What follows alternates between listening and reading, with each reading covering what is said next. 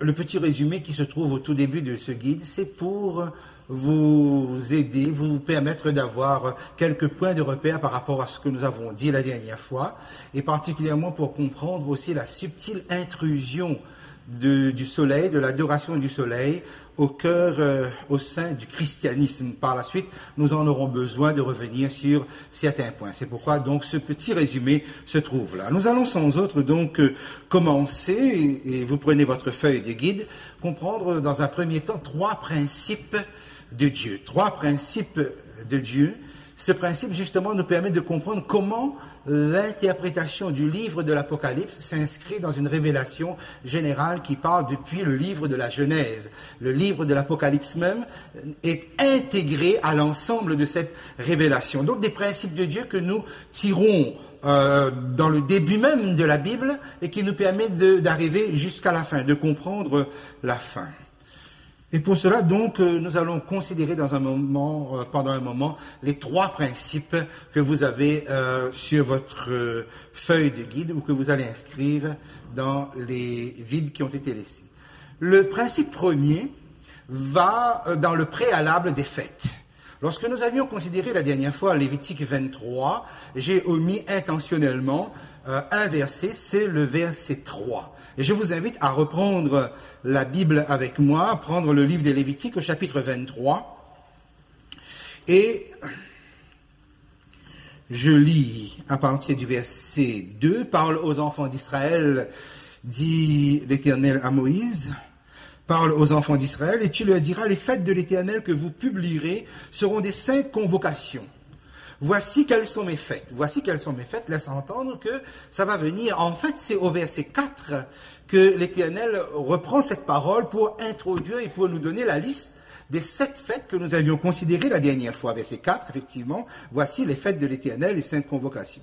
Au verset 3, Dieu a inséré une institution, mais une institution qui n'est pas une fête annuelle. Le sabbat est bien une fête, mais non pas une fête annuelle, mais une pratique hebdomadaire, 24 heures, qui se pratique, qui se vit de façon hebdomadaire, un jour par semaine. Le verset 3, on travaillera 6 jours, mais le 7e jour est le sabbat, le jour du repos. Il y aura une sainte convocation. Vous ne ferez aucun ouvrage, c'est le sabbat de l'Éternel dans toutes vos demeures.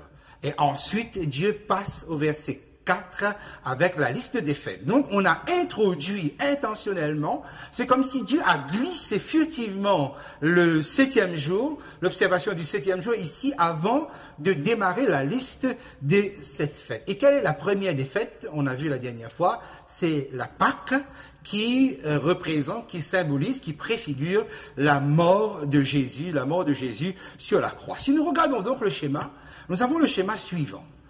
Vous êtes habitués à ce dessin maintenant. La Pâque, c'est la mort de Jésus.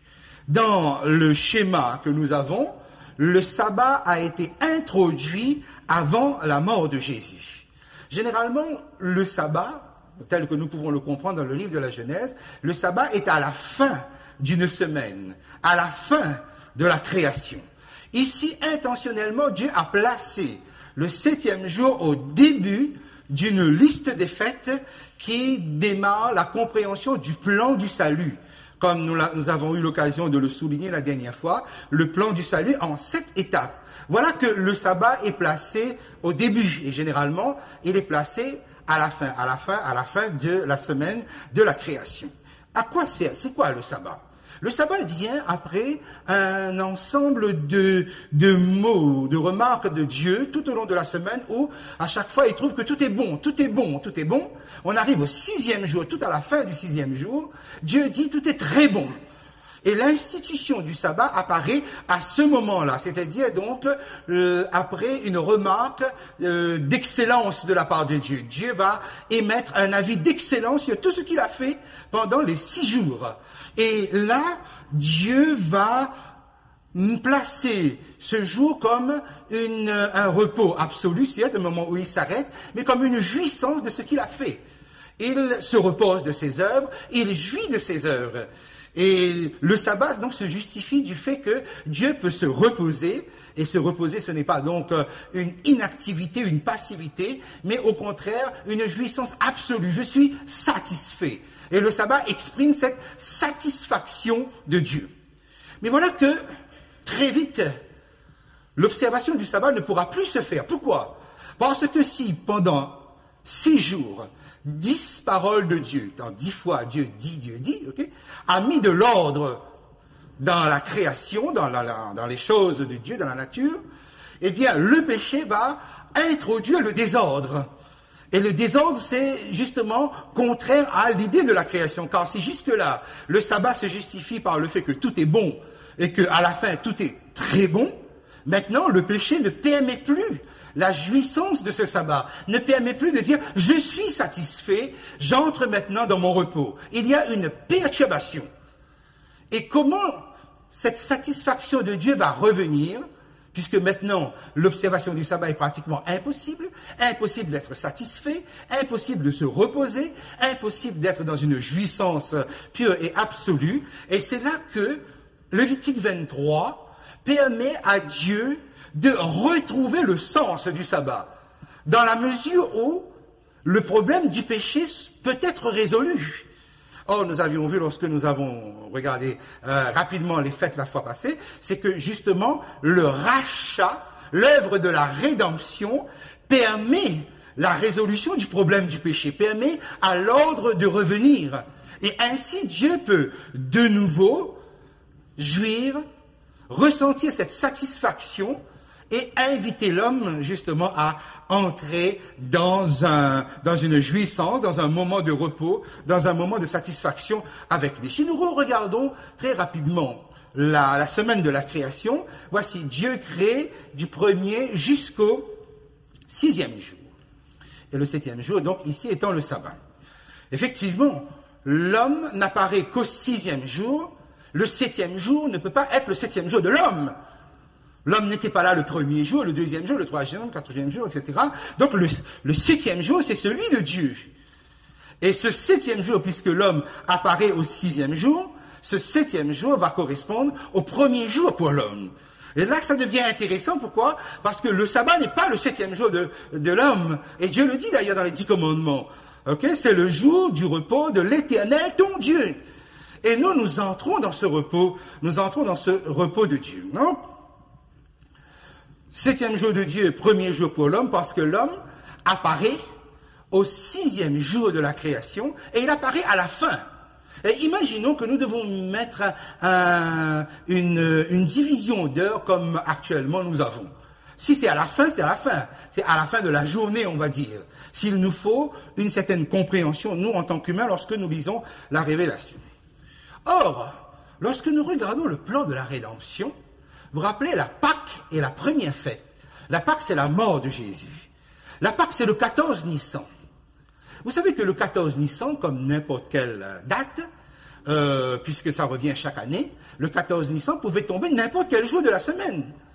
Le 14 Nissan peut être un mercredi, le 15 un jeudi et le 16 un vendredi.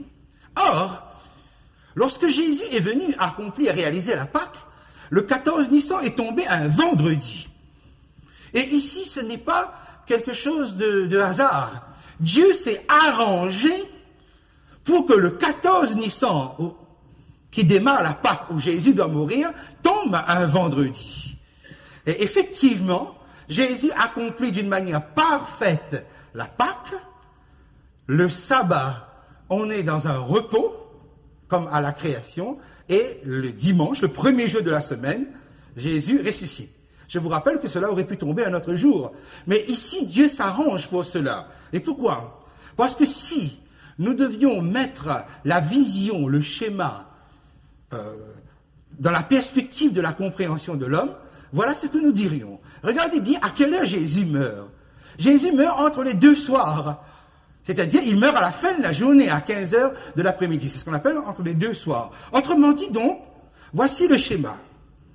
Jésus meurt un 6e jour, à l'heure où l'homme, le 6e jour, a été créé. Et ainsi, vous avez la conjonction, la concordance parfaite entre la création et la rédemption. Vous avez le premier Adam, celui qui apparaît à la fin de la semaine de la création, et vous avez en juxtaposé le second Adam, nous dira l'apôtre Paul, dont l'événement se coule exactement en lieu et place où l'homme a été créé. Et nous avons là quelque chose de formidable, mais cela nous permet de comprendre, et je vous invite à prendre votre feuille juste pour bien donc rédiger ce que vous avez ici. Okay? Principe 1. Puisque ce n'est pas le hasard, et Dieu s'arrange avec l'histoire.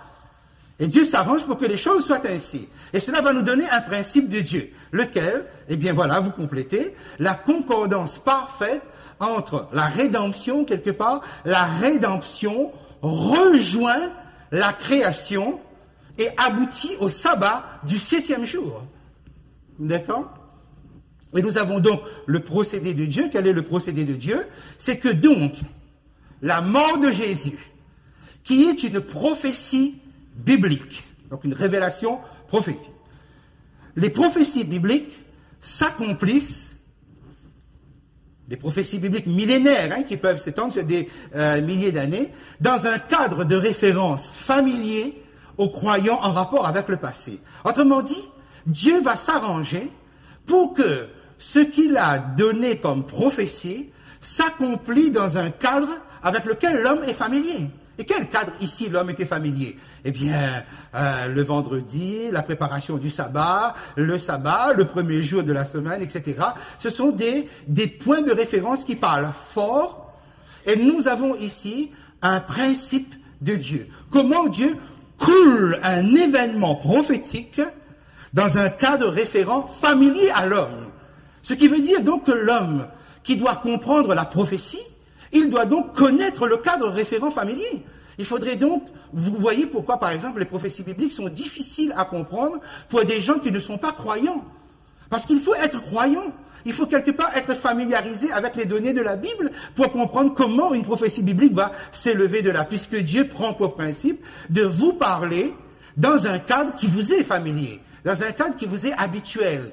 Donc, si vous voulez, la révélation ne se dispatche pas de tous les côtés, et ainsi, et là, je trouve ça extraordinaire, ok, puisque la mort de Jésus aboutit le lendemain, aboutit au sabbat, et que Dieu trouve cette satisfaction dans le rachat, dans la rédemption, c'est que donc la rédemption n'annule pas le sabbat. Parce que autant ce serait comme si de dire, voilà, comme si Dieu, en devenant rédempteur, il dit, je ne suis plus créateur, puisque le sabbat est justement le point d'orgue, le point, l'apothéose de la création.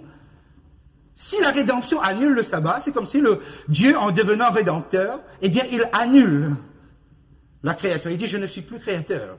Et remarquez bien, le christianisme a déjà glissé dans ce sens. Puisque, effectivement, dès que le sabbat n'est pas observé ou n'a plus de sens, regardez bien, la majeure partie de ceux qui se positionnent dans le christianisme vont vous dire, oui, nous avons un rédempteur, mais la création a été affaiblie, c'est-à-dire, ils ne nient pas forcément l'évolution, par exemple. Ils se disent que ce n'est pas dit que Dieu est créateur, parce qu'après tout, un jour peut vouloir dire des milliers ou des millions d'années. Donc, on introduit des principes de l'évolution dedans. Donc, quelque part, ça se justifie pour eux qui n'observent pas le sabbat si Dieu n'est pas le créateur. Mais si Dieu est le créateur, si le rédempteur est le même que le créateur, donc il est impossible de dire que la rédemption ou la croix ou la mort de Jésus annule le sabbat, le jour du sabbat. Donc on trouve le point d'aboutissement. Voici donc un principe qui est essentiel. Comment Dieu réalise ses prophéties. Ça va? Ok, donc voilà pour vous dire comment l'un n'annule pas l'autre et que le sabbat se trouve au centre de ces deux actions grâce à une promesse prophétique. Le principe 2. Le principe 2 sera ici relatif aux 7 fêtes que nous avons vues dans Lévitique 23. Vous vous rappelez les fêtes, il y en a 7 qui partent de la Pâque, qui est la mort de Jésus, La fête des pains sans levain, qui est la consommation d'un pain nouveau, c'est-à-dire donc une nourriture nouvelle pour ceux qui acceptent Jésus. La gève des prémices, qui est là, la résurrection, non seulement de Jésus, mais aussi d'un groupe de personnes qui ressuscitent à la mort de Jésus et non pas à la résurrection de Jésus. Okay.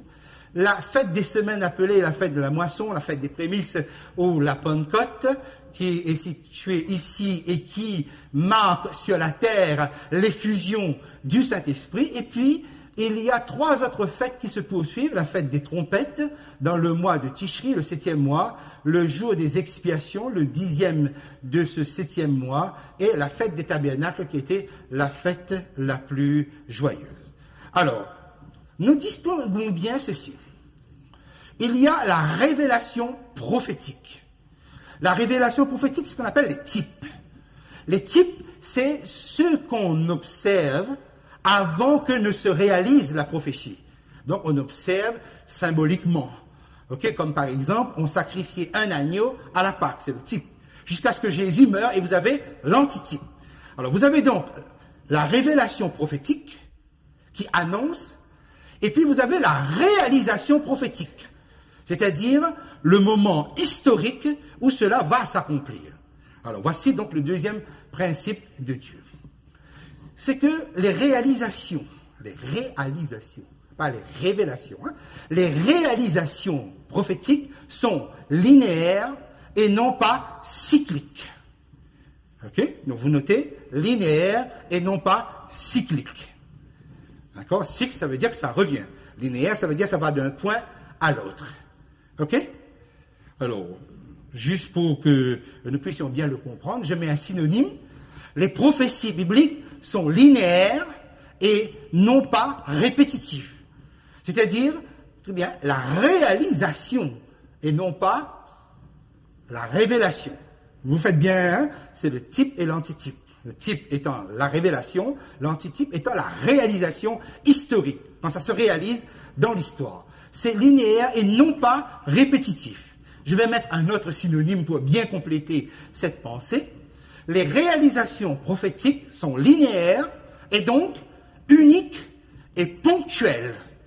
Ponctuelles, c'est-à-dire que Dieu a déjà décidé une date dans l'histoire où la révélation prophétique va devenir réalisation historique, s'accomplir dans l'histoire. Ça va, on a bien saisi cet aspect-là. Donc, les réalisations sont linéaires, c'est-à-dire ça va d'un point à l'autre. Cela va nous mener maintenant à, quand on revient à notre schéma, juste le temps que vous écrivez, unique et ponctuel dessous. Okay? Si nous revenons à notre schéma, qu'est-ce que cela veut dire? Cela veut dire que la Pâque va se réaliser une fois, d'une manière ponctuelle, à une date, et de manière unique. D'ailleurs, la Bible vous dit que Jésus est mort une fois pour toutes. Ça ne se répète pas. D'accord? Ensuite, je passe par exemple à la gève des prémices. Pareil, le premier jour de la semaine, c'était donc après la mort de Jésus. C'est Jésus qui ressuscite. Il y a des personnes ressuscitées et ces personnes sont considérées valables quelque part. Hein. C'est-à-dire, dans l'image, le sacrificateur présentait la gève et tout le monde avait la possibilité de voir la validité, la crédibilité de cela. Okay? La fête des semaines, c'est-à-dire la Pentecôte. La Pentecôte est unique et ponctuelle. Ok? Ça s'est réalisé, ça se réalise une fois et ça ne se répète pas. Pourquoi? Parce que les prophéties bibliques sont linéaires et non répétitives. Linéaires et non pas cycliques. Très important. Donc ça veut dire que les autres fêtes aussi, fête des trompettes, jour des expiations, fête des tabernacles, Dieu a une date. Pourquoi? Comme nous avons dit la dernière fois, Dieu a un planning et ce Dieu il fonctionne en fonction des plannings. Alors un problème se pose. Pourquoi? Parce qu'effectivement, et comme j'ai eu l'occasion de souligner ici, chaque fois que nous parlons, et nous avons un aspect critique que nous apportons, et cet aspect critique nous permet de réfléchir. Parce que effectivement, par exemple, les églises catholiques et luthériennes, par l'Eucharistie, répètent la mort de Jésus. C'est quoi l'Eucharistie? L'Eucharistie, c'est que Jésus descend vraiment dans le pain et le vin, et il y a un vrai sacrifice. Voilà pourquoi il y a un autel. Donc les églises catholiques et luthériennes répètent dans les services la mort de Jésus. Vous avez par exemple les églises charismatiques qui répètent la Pentecôte. Or, ce n'est pas possible, parce que les prophéties, quand elles se réalisent, elles sont uniques, elles sont ponctuelles. Et du coup, remarquez bien, la majeure partie des églises chrétiennes ont arrêté leur expérience à la Pentecôte, et ensuite ils retournent, ils répètent en cycle. Donc voilà pourquoi on aura l'instauration de rituels. C'est quoi les rituels? Les rituels, ce sont des actes religieux qu'on reproduit, et qui peut-être à un moment donné finit par perdre son sens. Un peu comme les Juifs. À force de mettre l'accent sur les rituels, ils ont fini par perdre le sens, la signification des rituels. Donc du coup, ils ne voyaient plus le sens, l'essence même, en fait, voilà, l'essence même de ce qu'ils pratiquaient. L'église de Philadelphie, vous vous rappelez les 7 églises, 6e église. L'église de Philadelphie va rompre ici pour casser l'idée d'un cycle, pour poursuivre les réalisations historiques des fêtes. C'est-à-dire, l'église de Philadelphie va se caractériser par la capacité de comprendre le langage prophétique, révélation et réalisation. Réalisation, on ne répète pas, on avance dans l'histoire. Parce que si vous stoppez votre expérience ici et que vous tournez en boucle, effectivement, vous êtes dans ce qu'on appelle la religion avec les rituels. L'église de Philadelphie va dépasser ce cadre pour poursuivre cela. Okay? Donc ça, c'était le deuxième principe qu'il fallait comprendre. Passe au troisième principe qui est d'ailleurs corollaire au deuxième. Toujours relatif aux 7 fêtes. C'est quoi alors? Si une réalisation, une action de Dieu est unique et ponctuelle, et nous alors? Ok, ça veut dire donc qu'on ne se situe pas dans ces actions de Dieu, et c'est là qu'arrive le troisième principe qu'on appelle le principe du bénéfice. C'est quoi alors? Quelle différence il y a entre répéter et bénéficier? Okay? Le croyant bénéficie, alors là où j'ai souligné ce soir, c'est là les mots qui vous manquent sur votre feuille. Le croyant bénéficie et participe aux effets et privilèges de chaque action de Dieu. Oui, c'est ça la différence.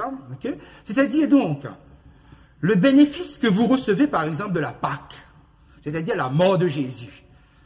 La Pâque est toujours valable. Vous n'avez pas à le répéter. Vous n'avez pas à le reproduire dans un rituel symbolique, parce qu'il a été fait, il a été accompli. Et aujourd'hui, vous êtes les bénéficiaires de la mort de Jésus, sans avoir à le reproduire dans un rituel. Vous voyez donc, vous bénéficiez, vous participez à ces effets privilèges. Prenons par exemple la Pentecôte. La Pentecôte, c'est pareil, c'est l'effusion du Saint-Esprit. Eh bien, jusqu'à présent, vous bénéficiez de l'effusion du Saint-Esprit. On n'a pas besoin de répéter. Donc cela amène de ma part une critique que nous pourrions avoir même au sein de l'Église adventiste, puisque donc nous sommes là avec un esprit de réfléchir, essayer de comprendre. Quand nous parlons, ou quand on parle en général, et nous aussi nous avons ce langage, quand nous parlons de nouvelle Pentecôte, il y a un vrai problème qui se pose ici. Ça veut dire quoi, nouvelle Pentecôte? Nouvelle Pentecôte veut dire que je ne suis pas satisfait, que quand ce que je regarde dans la parole de Dieu, ce qui s'est passé à la Pentecôte, je me dis, écoutez, il y a un problème. Donc ce que je vais faire, je vais prier, je vais demander au Seigneur une nouvelle Pentecôte pour l'Église. Et c'est là qu'il y a un glissement de langage qui pourrait être dangereux. Pourquoi? Parce que je viens de le dire, que rien ne se répète, mais tout se bénéficie. Donc quelque part, en parlant de nouvelle Pentecôte, et le glissement arrive ici, c'est que c'est comme si je disais, tiens, les disciples, ils se sont préparés, ils ont prié, et le Saint-Esprit est descendu. Quelque part comme si, en fait, les apôtres ont déclenché la Pentecôte. Mes amis, il n'y a rien de plus faux que cela. Les apôtres n'ont pas déclenché la Pentecôte. Ils n'ont pas provoqué la Pentecôte. La Pentecôte devait se faire. Pourquoi? Parce que la Pentecôte était une décision du ciel qui devait se réaliser à une date précise. Qu'est-ce que les apôtres ont fait alors? Eh bien, ils se sont préparés à un événement céleste qui allait se produire. Mais ils n'ont rien provoqué. Parce qu'au fond, ce serait dire, j'ai donc le pouvoir de décider que le Saint-Esprit va descendre. Alors préparons-nous et faisons descendre le Saint-Esprit. Mes amis, il n'y a rien de plus faux. Parce que justement, le Saint-Esprit lui-même qui est maître de toutes choses, okay, c'est lui qui décide véritablement. Parce que qui décide? Qui décide de la réalisation de quelque chose? Et ceci va nous permettre quelque part de comprendre au fond, okay, que l'action du Saint-Esprit même n'est pas forcément bien comprise dans notre esprit. Parce que je peux ressentir un état d'insatisfait, et remarquez bien, en prenant comme modèle ce qui s'est passé historiquement à la Pentecôte, je me dis, ah ben ça va pas chez moi. Comme si je peux vous dire, écoutez les amis, ça ne va pas dans cette église, nous allons jeûner, nous allons prier, nous allons supplier, et nous allons demander au Saint-Esprit de descendre. Mes amis, mais c'est le Saint-Esprit qui décide s'il descend ou s'il ne descend pas. Il ne se plie pas à ma volonté, il se plie à la sienne. Et quels sont alors les critères pour savoir pourquoi moi je ne reçois pas la plénitude, je ne reçois pas le Saint-Esprit? Et qui vous a dit que vous ne recevez pas le Saint-Esprit, que vous n'avez pas la plénitude du Saint-Esprit? C'est parce que vous avez pris un modèle quelque part, et ce modèle, soit il est dans la Bible, c'est-à-dire vous avez pris une réalisation historique, ou soit le modèle il est chez quelqu'un que vous avez vu peut-être en pleine puissance, ou peut-être parler en langue, ou peut-être faire des choses extraordinaires, vous dites, ah, voilà! Comme je ne fais pas ça, donc je n'ai pas le Saint-Esprit. Mes amis, erreur. Le Saint-Esprit travaille pas toujours avec les effets spectaculaires. Et la plupart du temps, c'est sans effet spectaculaire. Parce que le Saint-Esprit peut travailler en vous et peut-être que vous n'êtes pas conscient. Quand vous êtes en train d'étudier la parole de Dieu, peut-être là, vous êtes dans les bancs, en train de réfléchir, en train d'étudier. Le Saint-Esprit est pleinement en vous parce qu'il est en train de mettre de vous canaliser. C'est pas l'homme qui canalise. L'homme, il parle. C'est le Saint-Esprit qui travaille dans le cœur. Il est possible que vous êtes à genoux, en larmes, et que vous êtes rempli du Saint-Esprit. Vous voyez, nous sommes trompés par la mauvaise compréhension entre réalisation et révélation. C'est-à-dire que, sans le vouloir, les hommes ont fini par faire de la réalisation historique de la Pentecôte un type, alors que c'est un antitype. Vous saisissez la nuance?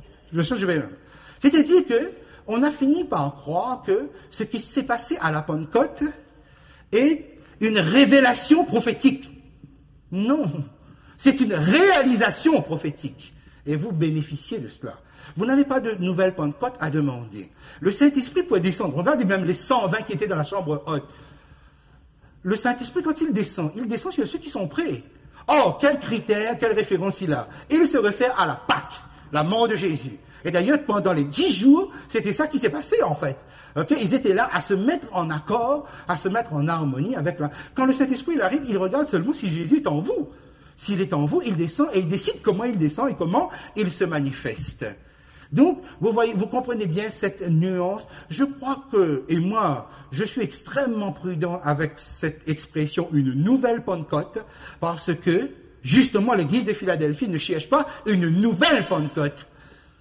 Moi, comme ça, vous avez bien entendu que c'est pas une nouvelle Pentecôte, ok? Mais l'Église de Philadelphie va rechercher une nouvelle effusion du Saint-Esprit qui sera différente de la Pentecôte. Car suivez bien le planning prophétique de Dieu et vous allez voir comment, avant le retour de Jésus, c'est quelque chose d'autre, de différent. Si vous voulez l'appeler Pentecôte, et d'ailleurs Dieu dans sa sagesse a fait en sorte que cette fête qui est au centre là ait 4 noms. Par exemple, la fête la fête des semaines. Pourquoi? Parce qu'il fallait compter 7 semaines. La fête des 50 jours. Pourquoi? Parce que si vous ne voulez pas compter les semaines, comptez les jours. 50 jours, Pentecôte veut dire 50 jours. Ou la fête des prémices. Pourquoi? Parce que c'était le jour où on ramassait les prémices pour présenter devant Dieu. Et la dernière appellation, c'est la fête de la moisson. Regardez bien ces 4 appellations et vous verrez que 3 ne tiennent plus aujourd'hui. Pourquoi? Parce que les 3 se sont réalisés à l'époque des apôtres. 7 semaines qu'ils ont compté, ou 50 jours, ou la fête des prémices.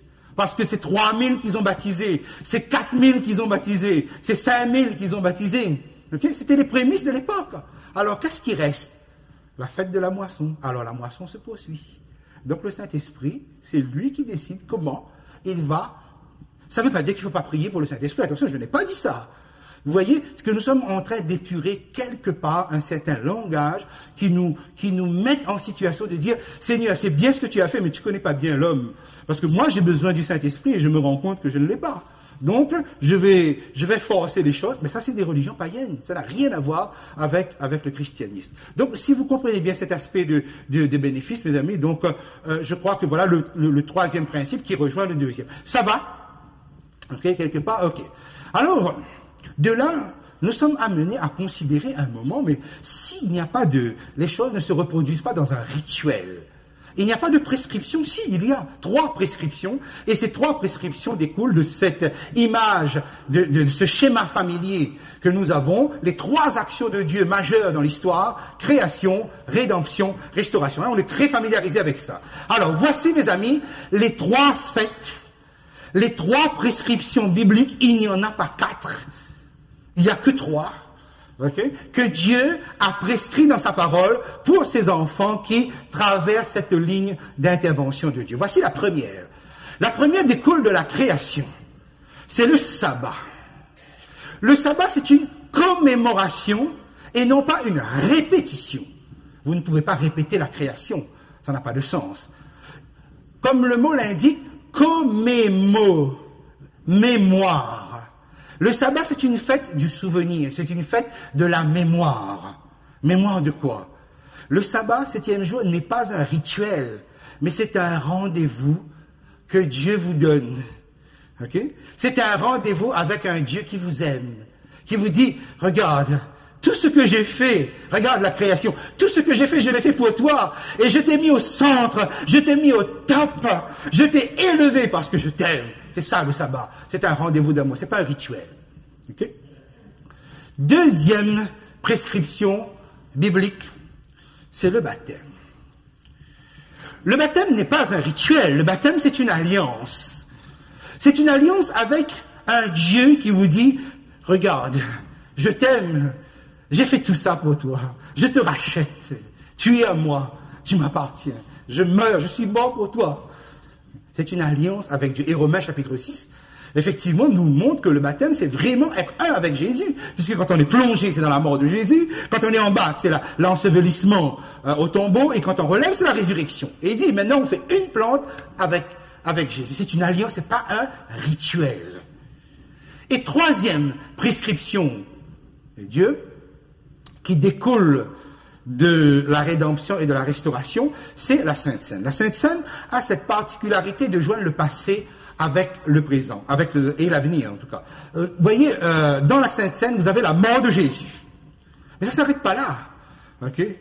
J'ai dit que quand vous faites alliance avec Jésus, avec la mort de Jésus, que vous êtes né de nouveau. C'est la nouvelle naissance. Le baptême va symboliser cette nouvelle naissance. Pourquoi? Ben, si tu nais, tu vas appartenir à une patrie. Comme par exemple, vous naissez à La Réunion, vous appartenez à la patrie française. Vous avez la citoyenneté française. Ok?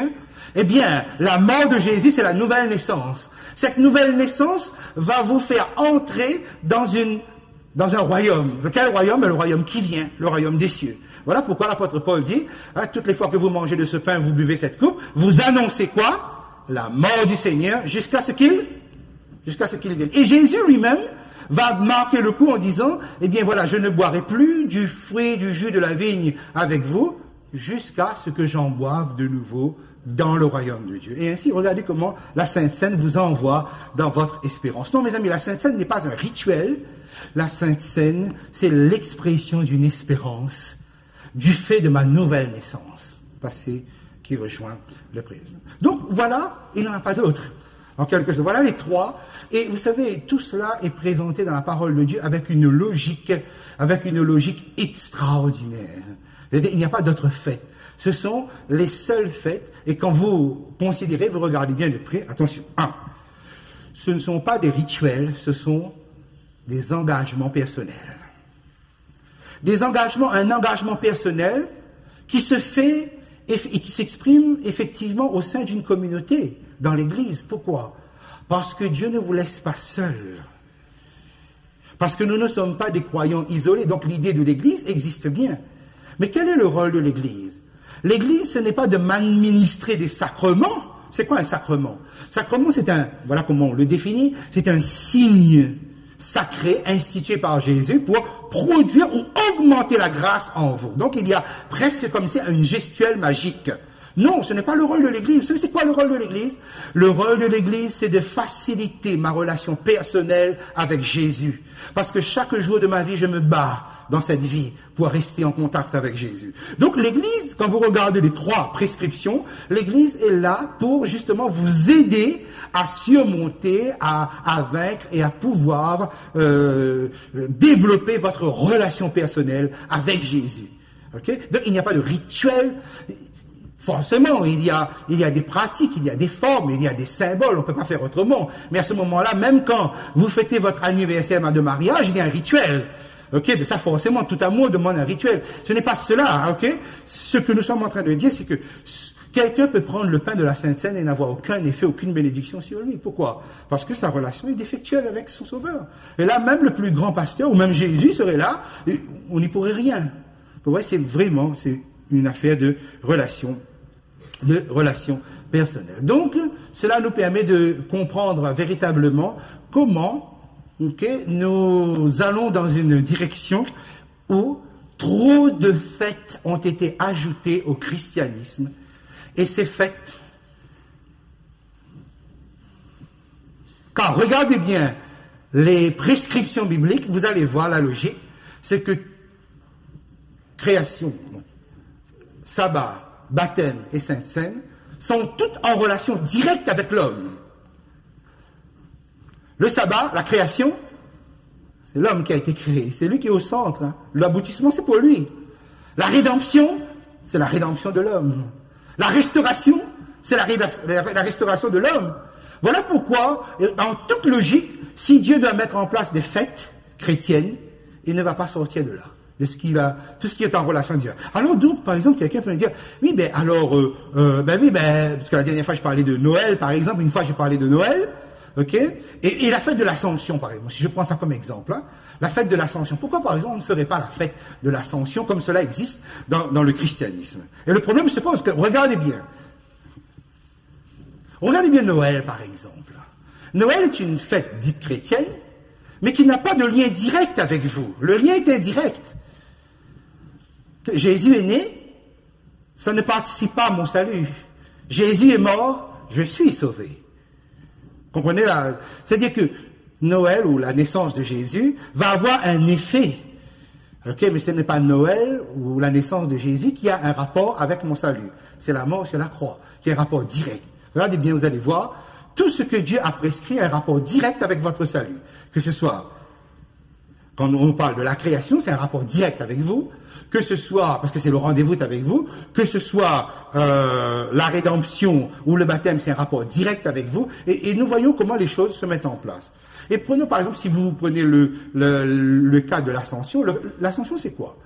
L'ascension c'est un déplacement de Jésus dans l'espace. C'est-à-dire, il monte. Et vous n'avez pas ça ici. Pas plus que vous avez l'autre déplacement dans le sens où Jésus est descendu, la naissance de Jésus. Il n'y a pas de préfiguration. C'est intéressant, pourquoi? Parce que tous les déplacements de Jésus n'entrent pas dans une fête, n'est pas préfiguré dans une fête. Quels sont les 3 mouvements de Jésus? Allez, si on va dire la naissance, Jésus descend. L'ascension, Jésus monte. Et un troisième, n'est-ce pas? Jésus revient. Vous avez remarqué que le retour de Jésus n'est pas préfiguré par une fête ici? Parce que le retour de Jésus, si vous regardez bien, il n'y a pas de fête qui préfigure le retour de Jésus. Parce que le retour de Jésus n'est pas un acte de salut pour vous. Je veux dire, je ne suis pas sauvé parce que Jésus revient. Je suis sauvé parce que Jésus a accompli tout ça pour moi. Et remarquez bien, donc si vous suivez bien pourquoi le retour de Jésus n'est pas préfiguré dans les fêtes? Parce que le retour de Jésus est lié avec le jour des expiations. Pourtant, le retour de Jésus est quelque chose qui est très important. C'est dans la prophétie. Oui, effectivement, ok, mais n'est pas préfiguré dans les actes de salut. Parce que quand Jésus revient, vous êtes déjà sauvé ou vous êtes déjà perdu. Donc le salut ne se joue pas au moment où il vient. Mais c'est quoi alors le retour de Jésus? Ben, en fait, le parallèle, le mouvement parallèle qui répond au retour de Jésus, c'est l'ascension, justement. Regardez bien, Jésus montre, les disciples sont là, ils regardent le ciel. Les anges arrivent et disent, mais pourquoi vous arrêtez-vous à regarder le ciel? Ce n'est pas un événement. Pourquoi vous regardez? Et là, les anges font le lien. Ce Jésus qui est monté du milieu de vous, il reviendra de la même manière que vous l'avez vu monter. Donc, le retour de Jésus, qui n'est pas ici, ok, trouve son écho, son départ dans l'ascension de Jésus qui n'est pas ici. Les déplacements de Jésus ne se trouvent pas dans les faits. C'est quoi le retour de Jésus? Le retour de Jésus ne règle pas le problème du péché dans son ensemble. Il règle le problème du péché pour vous. C'est quoi? C'est que le jugement est terminé. Les livres sont définitivement écrits, les noms sont scellés. Et là, qu'est-ce qui se passe? C'est fini? Dieu dit, je veux que mes enfants soient avec moi maintenant, j'ai trop attendu. Va chercher mes enfants. C'est quoi le retour de Jésus? C'est Jésus qui se déplace dans l'espace pour venir nous prendre, pour que nous soyons avec lui. Effectivement, dans Hébreux 2, 13, Jésus donne une phrase merveilleuse où Jésus dit à son Père, quand il nous présente, me voici moi et les enfants que tu m'as donnés. C'est ça le retour de Jésus. Et là démarre la fête la plus joyeuse que vous avez ici. Donc vous voyez bien que ça n'aurait aucun sens de fêter l'ascension, comme aucun sens de fêter la naissance, comme on ne fête pas le retour de Jésus, parce qu'on ne peut pas le commémorer ni par anticipation, parce que bon, c'est devant nous, ok, ni par quoi que ce soit. Le retour de Jésus, on l'attend. On l'attend même impatiemment. C'est une attente fébrile. J'espère que vous attendez Jésus revenir parce qu'il a promis qu'il reviendra. Vous comprenez cet aspect? Et ainsi, regardez comment, mes amis, la foi chrétienne est quelque chose de simple, d'une simplicité extraordinaire. La foi chrétienne est quelque chose qui ne vous embarque pas dans des rituels impossibles où vous avez besoin des humains. Non, la foi chrétienne, c'est votre engagement personnel. Okay? Et il y a d'autres prescriptions, d'autres pratiques, d'autres recommandations de la parole de Dieu. Prenons par exemple, et qui ne se situent pas dans sabbat, baptême et Sainte Seine. Prenons par exemple l'étude de la parole de Dieu. La Bible nous recommande l'étude de la parole de Dieu. Prenons par exemple la prière. La Bible nous recommande la prière. Prenons par exemple les expériences sur cette terre avec le Saint-Esprit. La Bible nous le recommande. Mais vous avez remarqué, ça se situe où? Ça se situe dans le cadre du sanctuaire. Vous avez le sanctuaire, on l'a étudié ensemble. Non, on l'a parcouru, survolé ensemble. Vous avez la pièce qui est ici, qui s'appelle le lieu saint, et le lieu très saint ici. Je vais agrandir un petit peu. Voilà, nous sommes dans le lieu saint. Vous avez la table des pains de proposition, le chandelier à 7 branches avec l'huile dedans, et vous avez l'autel des parfums. Quand vous étudiez la parole de Dieu, quand vous étudiez la Bible, vous êtes à la table des pains de proposition, parce que ces pains représentent Jésus, mais représentent la parole de Dieu. Quand vous êtes en train d'étudier la Bible, par exemple comme ce soir, vous êtes à la table des pains de proposition du sanctuaire céleste, mais vous êtes sur la terre. Mais le ciel suit votre mouvement. Imaginons que nous disons, allez, on va se mettre à genoux, je crois que nous avons besoin de prier. Eh bien, vous n'êtes plus à la table des pains de proposition, vous êtes devant l'autel des parfums. Vous vous êtes déplacé. Sur la terre, vous ne voyez pas ce mouvement-là, parce que vous avez l'impression que vous le faites comme cela, ok? Mais le ciel suit votre mouvement par rapport au sanctuaire. Et si vous faites, par exemple, une expérience avec le Saint-Esprit, je ne sais pas, vous êtes dans votre travail, vous discutez avec votre collègue qui n'est pas bien, et vous lui dites, mais tu sais, il y a quand même un Dieu, il y a un Sauveur, il nous tend la main, il veut te parler, et que vous voyez la personne en train de réfléchir. Vous savez que vous êtes là dans une expérience avec le Saint-Esprit, c'est-à-dire vous êtes au niveau du chandelier, parce que vous êtes en train d'éclairer la vie de la personne. Voyez comment finalement, vous mangez une nourriture qui est réservée aux prêtres, mais nous n'avons pas dit depuis le début que vous êtes prêtre.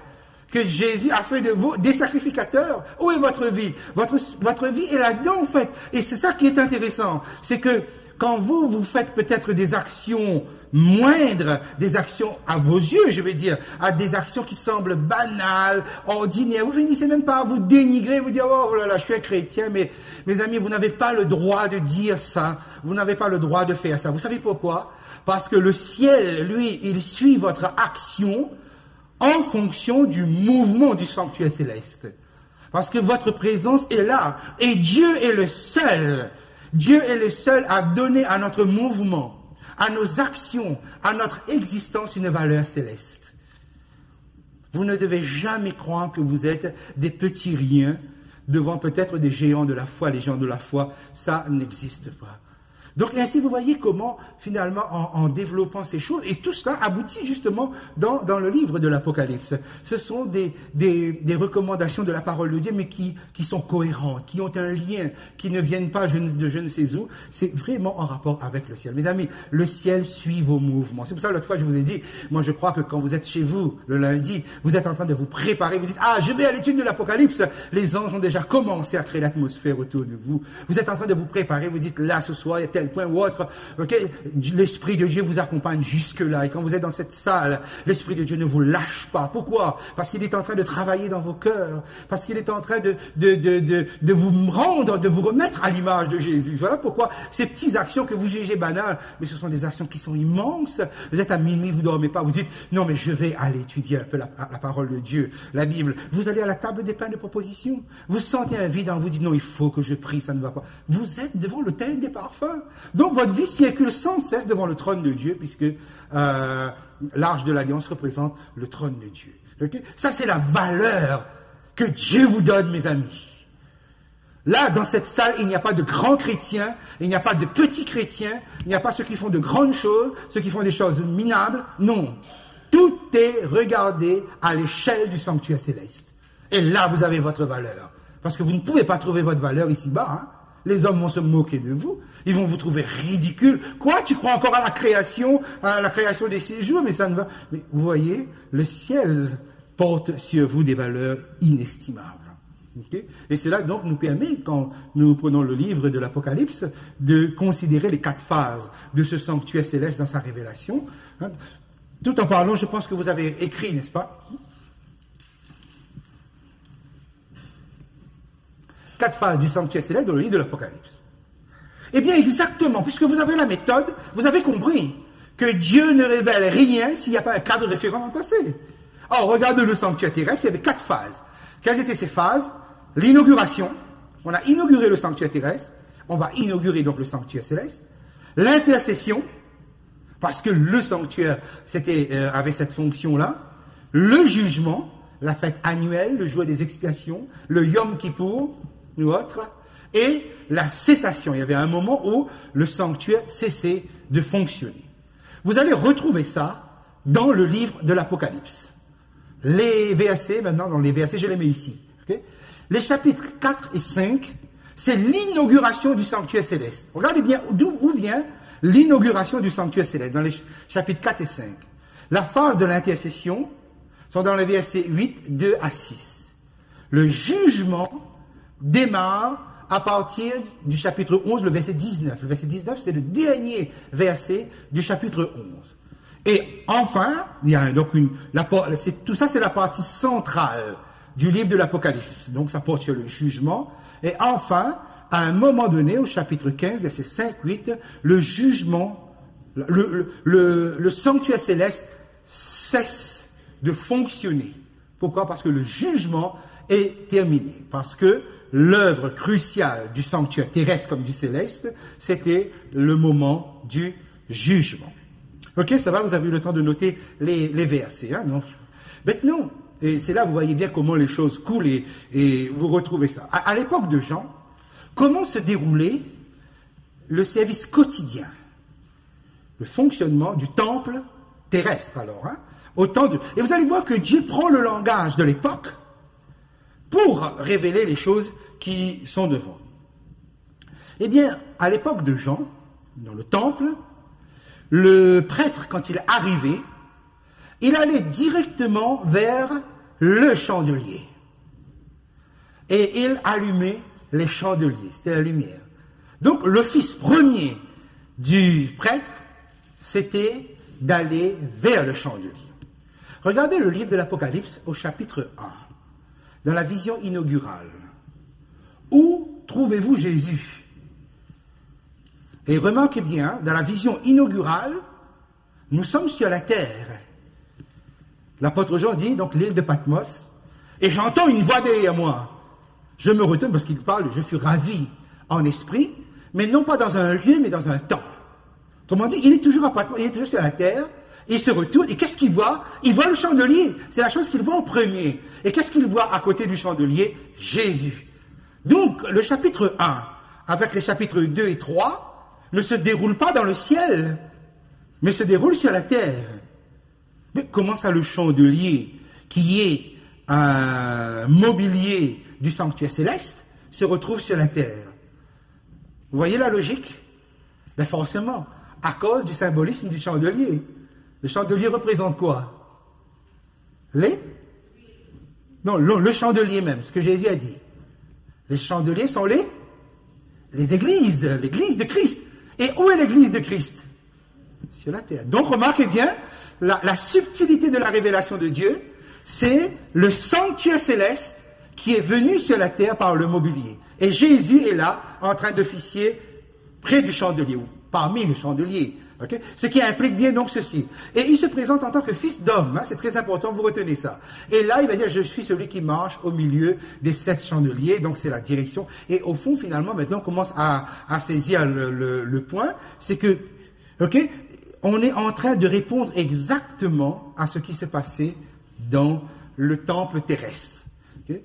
On commence avec le chandelier, le temple terrestre.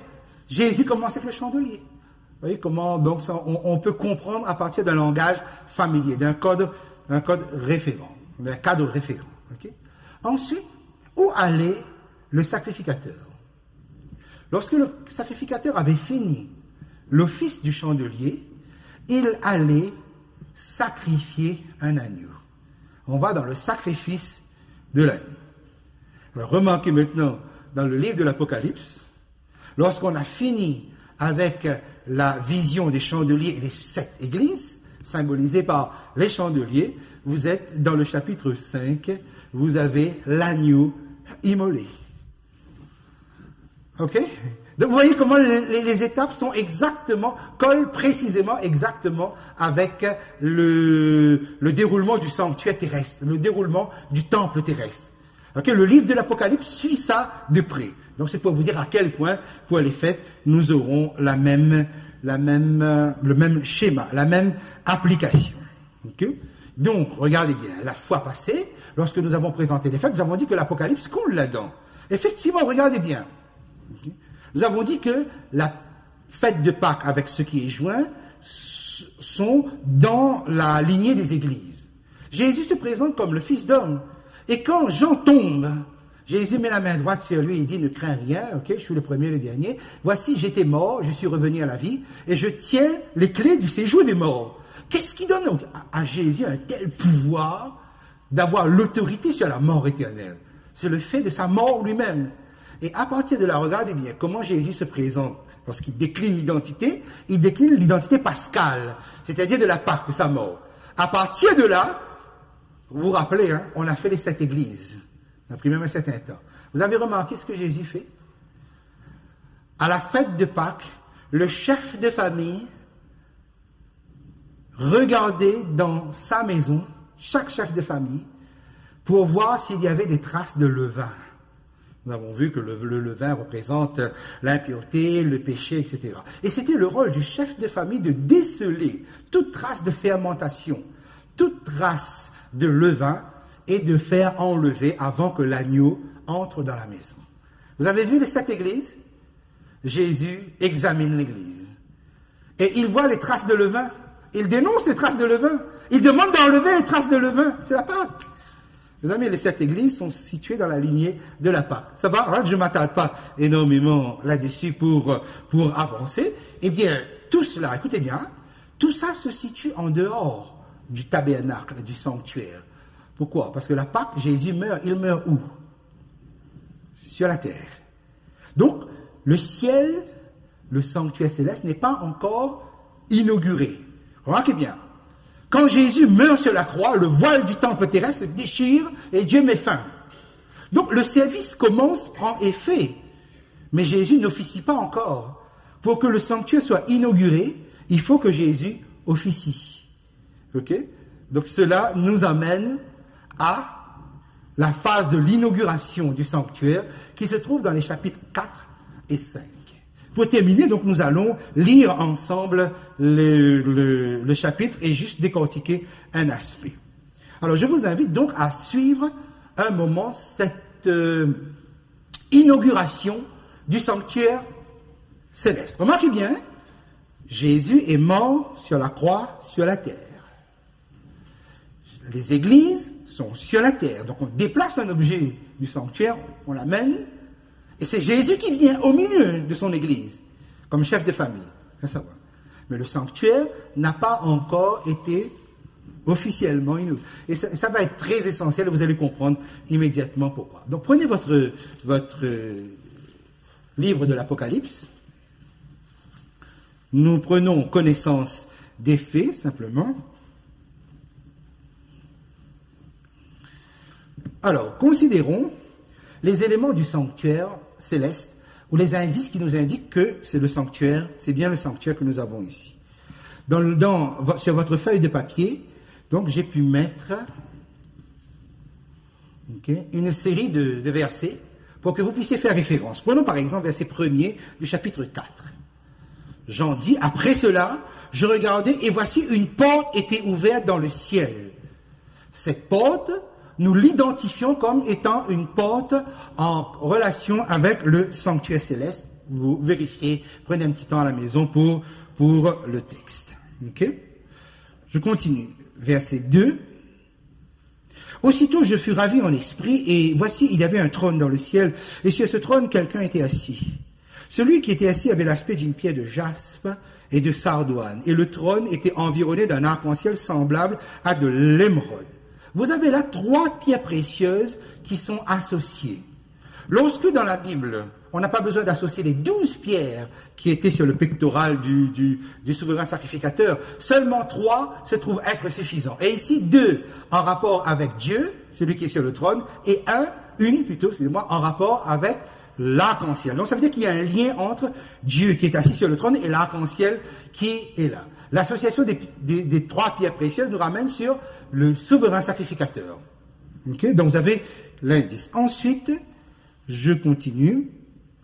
Le verset 4. Autour du trône, je vis 24 trônes, et sur ces trônes, 24 vieillards ou anciens, assis revêtus de vêtements blancs et sur leurs têtes des couronnes d'or. Nous avons ici un autre symbole du service, du fonctionnement du sanctuaire ou du temple terrestre, parce que les prêtres étaient divisés en 24 groupes. Il y avait donc un fonctionnement du temple terrestre en classification de 24 groupes de prêtres. Okay? Je continue, vous trouverez dans le texte 1 Chronique. Ensuite, donc, vous avez le verset 6. Il y a encore devant le trône comme une mer de verre semblable à du cristal. Au milieu du trône et autour du trône, il y a 4 êtres vivants remplis d'yeux devant et derrière. Ça nous y reviendrons après. Verset 6, il y avait comme une mer de verre. La mer de verre, c'est la cuve d'airain du sanctuaire. Mais quand le sanctuaire est devenu un temple, parce que le sanctuaire est mobile, tandis que le temple, c'est un bâtiment imposant qui est fixe. Cette cuve d'airain est devenue un mobilier immense. Tout ça, j'ai mis ici pour vous donner une idée à peu près de ce que cela pouvait représenter dans le temple de Salomon. Vous voyez les hommes, regardez, c'est ça ce qu'on appelle la mer de verre ou la mer d'airain ou la mer de fonte. Ok, donc vous retrouvez, et la contenance, c'était quand même une contenance de 45 tonnes d'eau. Vous voyez comment c'était, on appelait cela, cette cuve d'airain anciennement, ce bassin, ok, la mer de verre. Et vous avez donc une autre indication, et quand vous regardez l'ensemble, vous voyez bien, vous avez les prêtres, vous avez la cuve qui servait de purification aux prêtres, vous avez le fonctionnement de ces prêtres, donc il y a bien quelque chose qui se passe dans le ciel. Mais là, ils sont tournés vers, lorsque nous regardons la structure, vers une activité.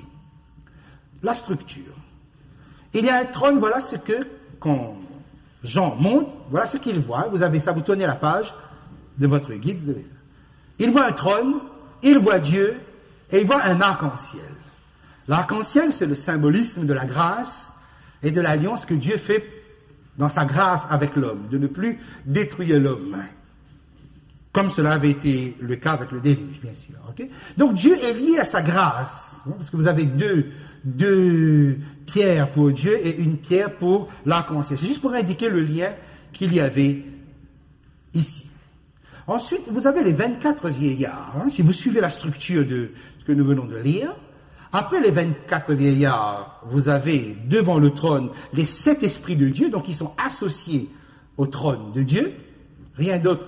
Nous avons l'explication dans le chapitre 1, c'est le Saint-Esprit dans sa plénitude d'action. Okay? Et puis nous avons la mer de verre, ou la mer de fonte, ou la mer d'airain. Se trouve ici.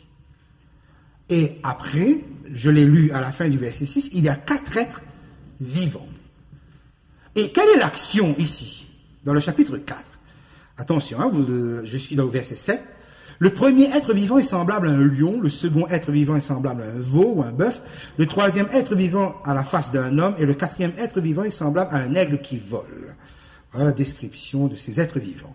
Fonction. Les 4 êtres vivants ont chacun 6 ailes et sont remplis d'yeux tout autour et au-dedans. Les yeux tout autour et au-dedans, c'est juste pour expliquer que ce sont des êtres, des anges, parce qu'il y a des ailes. Donc on a ici une représentation des angéliques en quelque sorte, comme l'Ancien Testament nous le montre. Ce sont des anges. Les yeux ne doivent pas vous impressionner, c'est juste pour dire la capacité et le rôle qu'ils ont de voir partout. Ok, et en même temps, c'est une façon de dire les choses, ok, surtout dans le rôle limité qu'on peut leur donner, bien sûr. Alors attention, il ne cesse de dire jour et nuit, Saint, Saint, Saint est le Seigneur, Dieu le Tout-Puissant, qui était, qui est et qui vient. Nous constatons simplement, on a inversé dans le chapitre 1er, c'est le Dieu qui est, qui était et qui vient. Ici on dit qui était, qui est et qui vient. On va voir ça plus tard. Donc, sans cesse, ils sont dans une adoration, ils prononcent Saint, Saint, Saint. Verset 9. Quand les êtres vivants rendent gloire et honneur et action de grâce à celui qui est assis sur le trône et à celui qui vit au siècle des siècles. Donc, déjà, les êtres vivants sont en adoration permanente, mais quand ils le font, c'est-à-dire ils le font tout le temps. Okay? Verset 10. Les 24 vieillards se prosternent devant celui qui est assis sur le trône et ils adorent celui qui vit au siècle des siècles et ils jettent leur couronne devant le trône en disant « Tu es digne, notre Dieu, notre Seigneur et notre Dieu, de recevoir la gloire et l'honneur et la puissance, car tu as créé toutes choses et c'est par ta volonté qu'elles existent et qu'elles ont été créées. » Vous remarquez donc les deux groupes, les vieillards ou les anciens et les êtres vivants, ils adorent le Dieu créateur. Si les êtres vivants disent Saint, Saint, Saint, la nature de Dieu, les vieillards ou les anciens vont dire pourquoi l'action puissante, l'adoration de Dieu se fait ici en tant que créateur. Ok? Ils adorent le Dieu créateur. Ça va? Attention. La crise commence là. Une crise va éclater dans le ciel à ce moment-là. Ok? Et la crise, vous l'avez au chapitre 5. Disons, puis je vis dans la main droite de celui qui était assis sur le trône, c'est-à-dire Dieu, la main droite bienveillante, un livre écrit, en fait c'est un rouleau, écrit en dedans et en dehors et scellé de 7 sceaux. Et vint un ange puissant qui criait d'une voix forte, mais qui est digne d'ouvrir le livre et d'en rompre les sceaux? Dieu, lui, il est celui qui tient. Et le défi est lancé, mais qui peut? Et verset 3, personne dans le ciel, ni sur la terre, ni sous la terre ne put ouvrir le livre ni le regarder. Voilà la crise. C'est qu'en fait, il y a quelque chose de dramatique, mais personne ne peut résoudre le problème. Et je pleurais beaucoup. C'est pas quelques petites larmes essuyées avec un mouchoir. Non, c'est véritablement, il pleure à chaudes larmes de ce que personne ne fut trouvé digne d'ouvrir le livre ni de le regarder. Et là, un fait important au verset 5. Et l'un des vieillards, vous retenez ça, un des vieillards ou un des anciens va venir consoler. Ne pleure point. Voici le lion de la tribu de Juda, le rejeton de David, a vaincu. Fait référence à la mort de ce lion de Juda, pour ouvrir le livre et les 7 sceaux. Et je vis au milieu du trône et des 4 êtres vivants et au milieu des vieillards, donc tout au centre, si vous regardez le cercle concentrique, je vis un agneau qui était là comme immolé. Nous avons dit tout à l'heure, nous sommes à la deuxième étape. Après le chandelier, nous sommes maintenant avec l'agneau immolé. Il avait 7 cornes, c'est un agneau puissant, parce que la corne symbolise la puissance. Et 7 yeux, attention maintenant, Qui sont les 7 esprits de Dieu envoyés par toute la terre? Le Saint-Esprit, donc, la plénitude, envoyé par toute la terre. Il vint et il prit le livre de la main droite de celui qui était assis sur le trône. Et là, vous savez à quoi vous êtes en train d'assister? Et l'apôtre Pierre, rempli du Saint-Esprit, va dévoiler l'affaire. Vous êtes à la Pentecôte. Sur la terre, vous savez historiquement qu'est-ce qui s'est passé, comment le Saint-Esprit est descendu sur les disciples et comment donc ils ont pu évangéliser, moissonner, recueillir les prémices. Ça, c'est la terre. Mais qu'est-ce qui s'est passé dans le ciel au même moment? Eh bien, voilà. Dans le ciel, il y avait une crise qui précède cela, ok? Jésus vient, l'agneau, ok? Il prend, et qu'est-ce qu'il fait au moment où il prend le rouleau? Les 7 esprits, ou l'Esprit de Dieu est envoyé sur la terre. Et que se passe-t-il à ce moment-là dans le ciel? Okay? Donc vous avez ici le rouleau scellé et les qualifications de l'homme. Que se passe-t-il à ce moment-là, dès que l'agneau a été la solution céleste? Attention, pensez bien. Mes amis, Jésus-Christ n'est pas seulement la solution terrestre. Jésus est aussi toute solution pour le ciel. Quand quelque chose va être déclenché, on aura un crescendo de louanges, verset 8, quand il eut pris le livre. Les 4 êtres vivants et les 24 vieillards se prosternent devant l'agneau, tenant chacun une harpe et des coupes d'or remplies de parfums qui sont les prières des saints.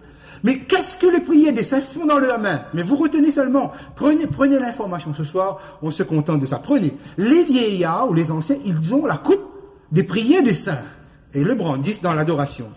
Verset 9, et ils chantaient un cantique nouveau, forcément. Okay?